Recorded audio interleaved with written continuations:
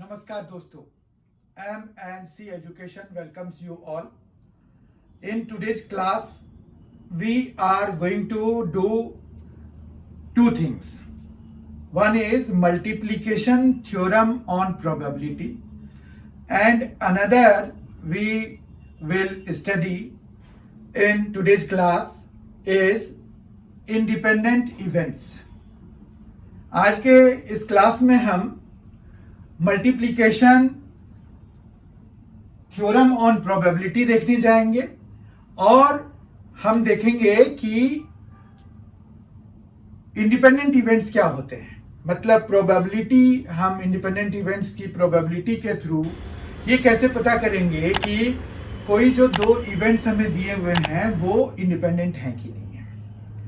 ये आपका टर्म 2 का 12th क्लास का सिलेबस पूरा करेगा प्रोबेबिलिटी का। प्रोबेबिलिटी चैप्टर है टर्म 2 का क्लास 12th का। तो आइए आज के सेशन की शुरुआत करते हैं। हमारे पास यहाँ पर पहली बात ये है कि मल्टीप्लिकेशन थ्योरम ऑन प्रोबेबिलिटी जो है होता क्या है। जैसे मान रखिए कि आपने एक ही अर्न से, जिसमें कि 10 व्हाइट बॉल और 5 ब्लू बॉल्स रखे हुए हैं, उनमें से 2 बॉल्स आपने ड्रॉ किए 1 बाय 1 विदाउट रिप्लेसमेंट किए। तो आप जो है यहां पर विदाउट रिप्लेसमेंट और विद रिप्लेसमेंट पे स्ट्रेस देने की जरूरत है, वो आपको पता चल जाएगा।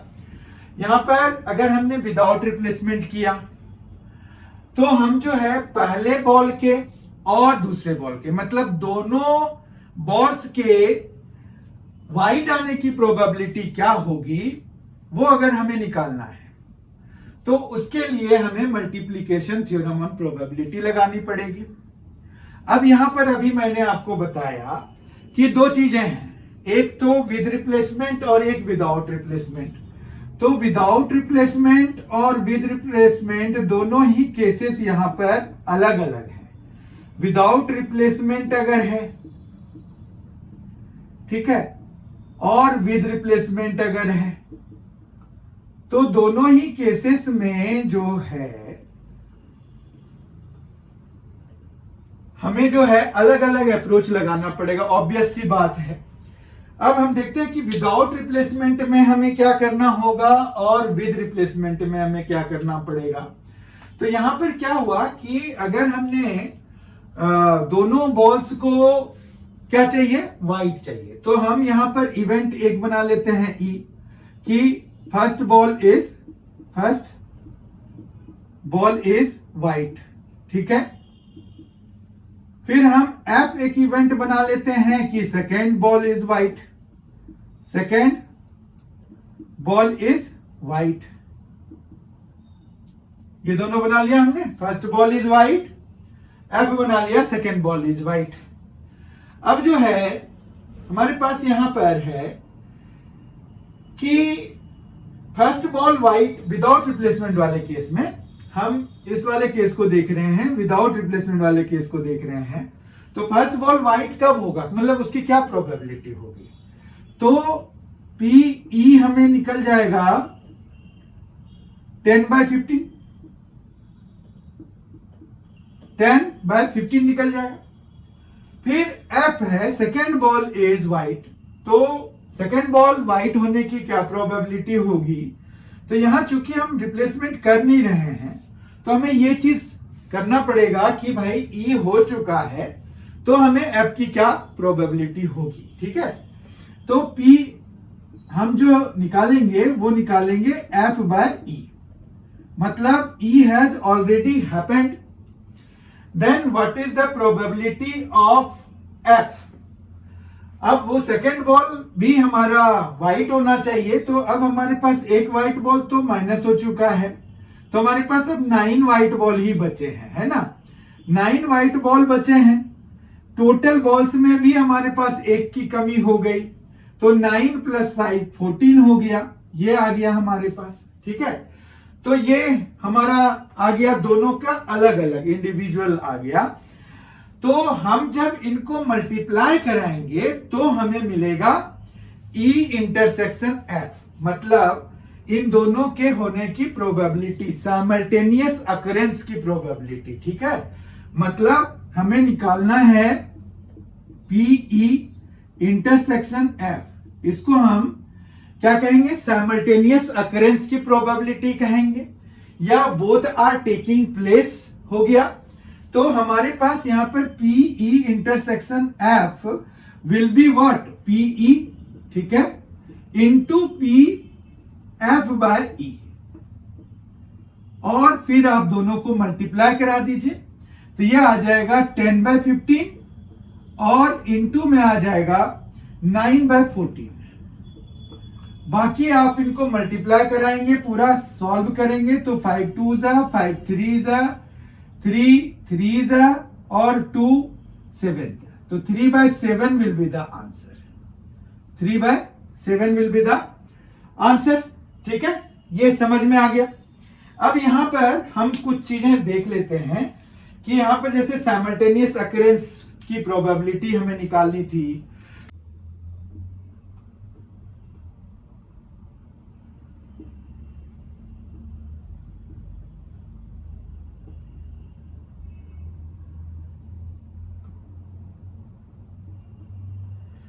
साइमल्टेनियस अकरेंस की प्रोबेबिलिटी हो गई ई इंटरसेक्शन एफ का।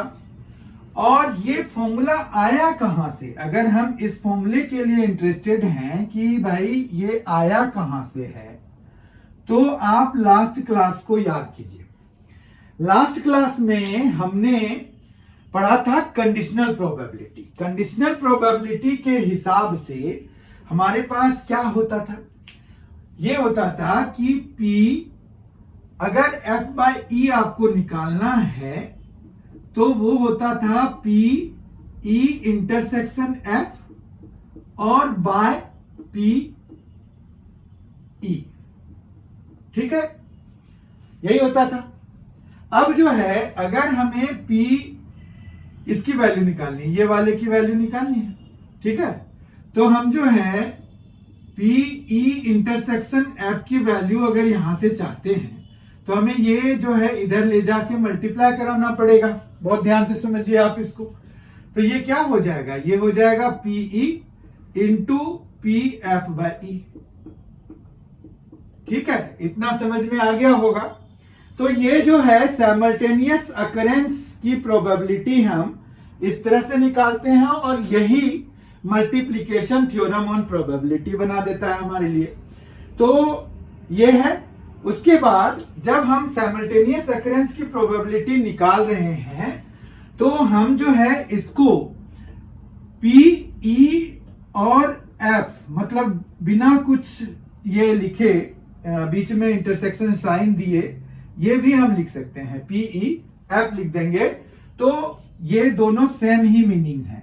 ठीक है, तो आपको कहीं अगर ये मिलता है तो आप समझ लीजिए कि आपको दोनों के साइमल्टेनियस अकरेंस की प्रोबेबिलिटी कही गई है, या फिर ये कह लीजिए कि P E and F, probability of E and F, दोनों के साथ होने की प्रोबेबिलिटी आपको दी हुई है। तो E F या तो ऐसे लिख लेंगे या ऐसे लिख लेंगे। तो ये राइटिंग में भी आपको पता चल गया, कहां से आया ये भी पता चल गया, और किस तरह से हम हैंडल करते हैं ये भी पता चल गया। ठीक है, सारे टर्मिनोलॉजीज हमने देख लिए।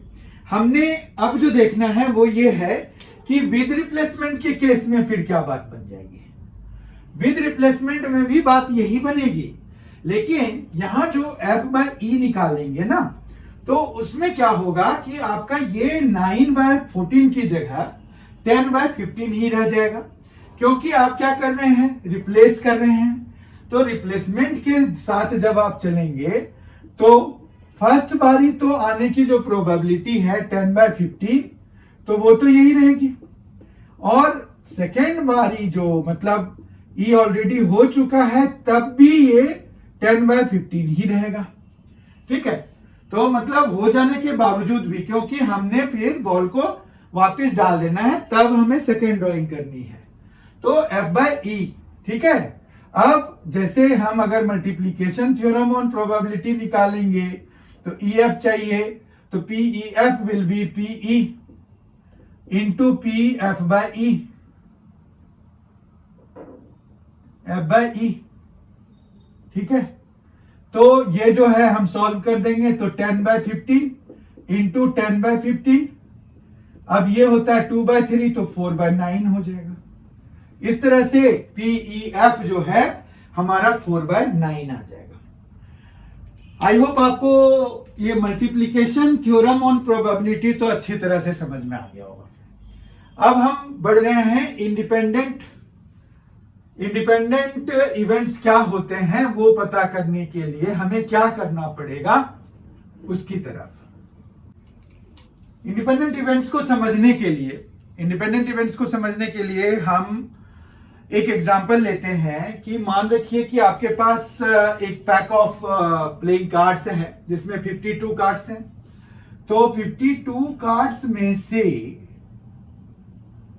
मान रखिए कि हमने जो एक इवेंट बनाया ई बनाया, उसमें ये रखा कि स्पेड जो है ड्रॉ हुआ है, ठीक है, स्पेड कार्ड इज ड्रॉन।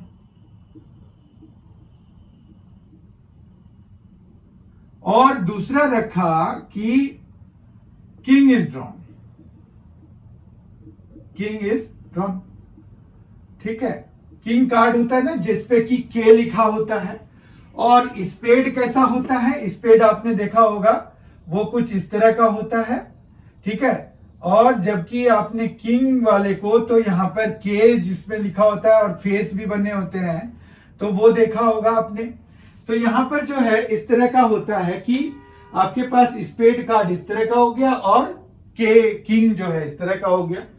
तो हमारे पास जो है अगर हमने ये कार्ड्स ड्रॉ किए हैं तो हमें ये पता करना है कि ये इंडिपेंडेंट है कि नहीं है।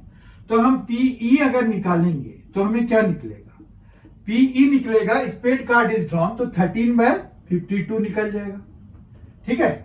जबकि किंग इज ड्रॉन तो PF हो जाएगा आपका 4/52, ठीक है। और हम दोनों के साइमल्टेनियस अकरेंस की प्रोबेबिलिटी अगर निकालेंगे तो PEF निकालेंगे।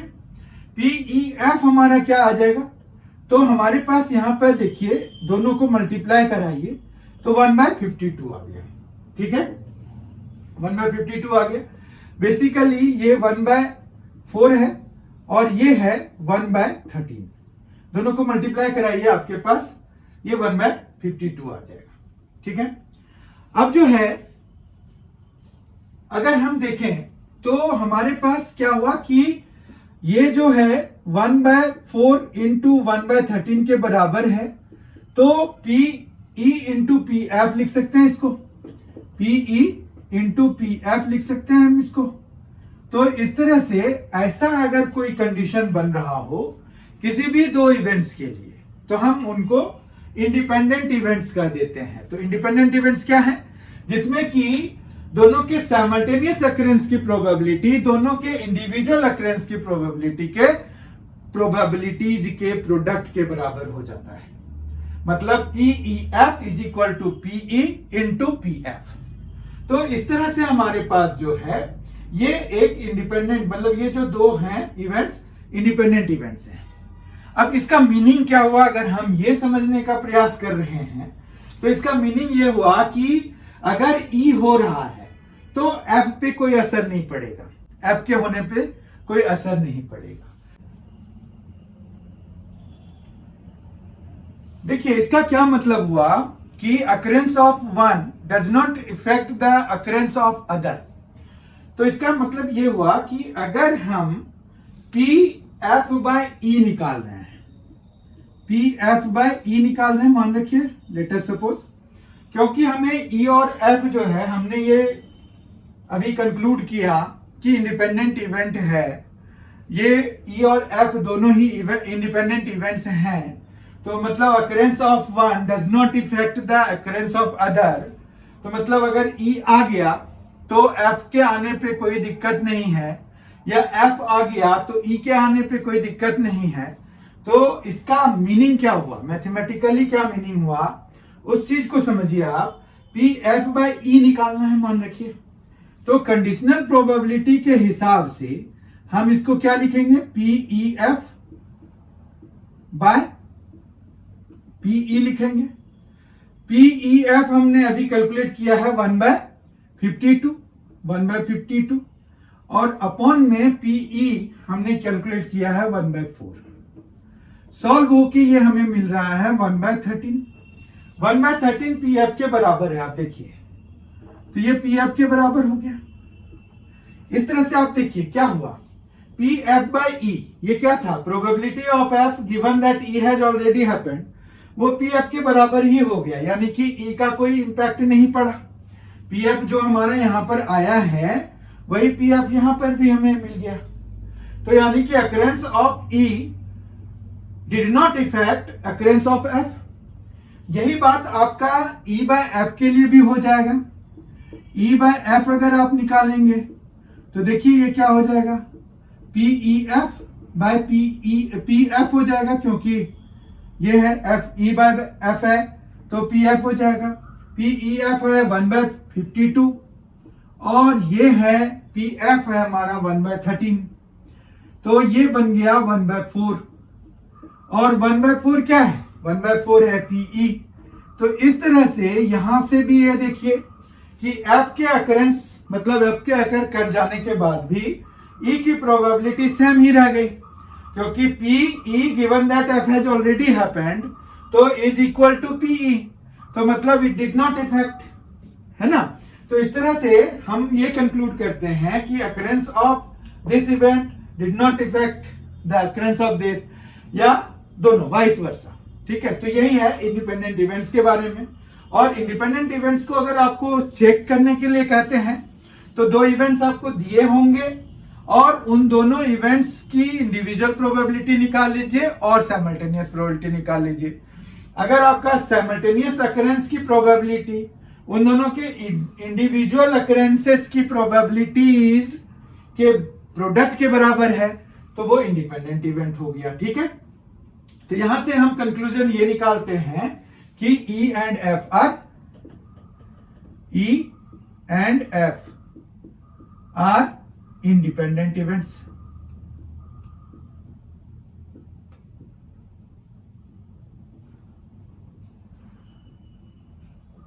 तो क्वेश्चंस कैसे पूछे जाएंगे, इसमें क्वेश्चंस भी इसी तरह से पूछे जाएंगे कि भाई ये जो है आपके पास दो इवेंट्स हैं, पता करिए कि आपका ये इंडिपेंडेंट इवेंट है कि नहीं है। ठीक है, तो ये हमारा पूरा यही था। और जो हमारे पास अभी हमने पहले सेक्शन में किया था उसमें ये था कि मल्टीप्लिकेशन थ्योरम ऑन प्रोबेबिलिटी था। तो मल्टीप्लिकेशन थ्योरम ऑन प्रोबेबिलिटी को आप जो है इन्फिनेटली मेनी सच इवेंट्स के लिए एक्सटेंड कर सकते हैं। तो आपके लिए उसके लिए जो फॉर्मूला होगा वो हम अभी लिख लेते हैं ताकि आपको ये ध्यान रहे और कहीं कोई गड़बड़ ना हो। ठीक है, तो हम एक फॉर्मूले के साथ उसको कंक्लूड करेंगे। हमारे पास इंडिपेंडेंट इवेंट्स क्या होते हैं ये हमने देख लिया है, तो इंडिपेंडेंट इवेंट्स के लिए भी हम एक फॉर्मूला लिख लेते हैं और फिर हम वो जो मल्टीप्लिकेशन थ्योरम ऑन प्रोबेबिलिटी है उसके लिए हम एक फॉर्मूला लिखेंगे, दो इवेंट्स के लिए, फिर तीन इवेंट्स के लिए, और फिर आप जो है अपनी मर्जी से उसको जितने भी इवेंट्स मिलेंगे आपको उनके लिए एक्सटेंड कर सकते हैं। ठीक है, तो हम लिखते हैं इसके लिए फॉर्मूला। इंडिपेंडेंट इवेंट्स के लिए PEF किसके बराबर होना चाहिए, PE इंटू PF के बराबर होना चाहिए। ठीक है, फिर मल्टीप्लिकेशन थ्योरम ऑन प्रोबेबिलिटी के लिए क्या होगा,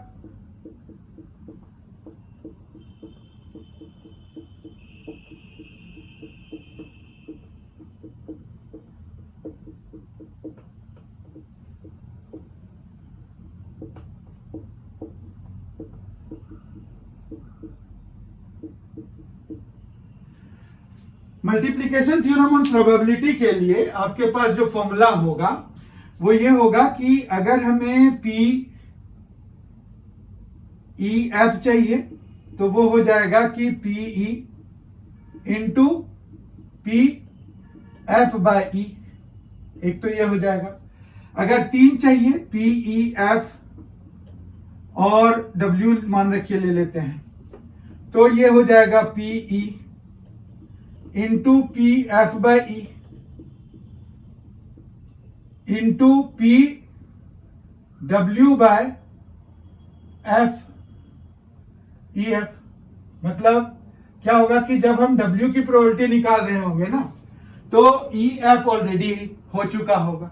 अब ये 3 के लिए हुआ, इसी तरह से 4 में हमारे पास बढ़ते जाएंगे। जैसे ई है, फिर ये ई नीचे आ गया, फिर एफ और ई दोनों ही नीचे आ गए, फिर डब्ल्यू ई एफ वो तीनों नीचे आ जाएंगे। तो आप जो है इसको इन्फिनेटली मेनी इवेंट्स के लिए एक्सटेंड कर सकते हैं, लेकिन उसकी जरूरत नहीं पड़ेगी, 3 तक काफी है। आपको जो है 2 के ही क्वेश्चंस ज्यादातर पूछे जाते हैं, तो आपको जो है इनका ही ध्यान रखना है। पर in case if they ask some extended question, तो उसके लिए भी हमें तैयार रहना है, तो इसलिए ये है। ठीक है, आई होप कि आपको आज का सेशन बहुत ही फ्रूटफुल लगा होगा। अगर फ्रूटफुल लगा है तो जरूर एक लाइक कर दीजिए इस वीडियो को, और इस वीडियो को अपने दोस्तों के साथ जरूर शेयर कीजिए, ताकि उनको भी इसका बेनिफिट मिले। और आप रिकमेंड कर सकते हैं उनको ये M&C एजुकेशन चैनल को सब्सक्राइब करने के लिए, अगर वो 12th क्लास में है, 11th में है, 9th या 10th में है। मतलब 9th से लेकर 12th तक में मैथ्स की तैयारी यहाँ पर कराई जाती है। साथ ही कॉम्पिटिटिव एग्जामिनेशंस की भी तैयारी कराई जाती है, जिसमें कि रीजनिंग और क्वांटिटेटिव एप्टीट्यूड की तैयारी कराई जाती है। तो उसकी तैयारी के लिए भी आप इस चैनल को रिकमेंड कर सकते हैं। बहुत ही जल्द हम इसके अगले वीडियो के साथ मिलेंगे। Thank you so much for watching until this point. Thanks a lot. Enjoy yourself.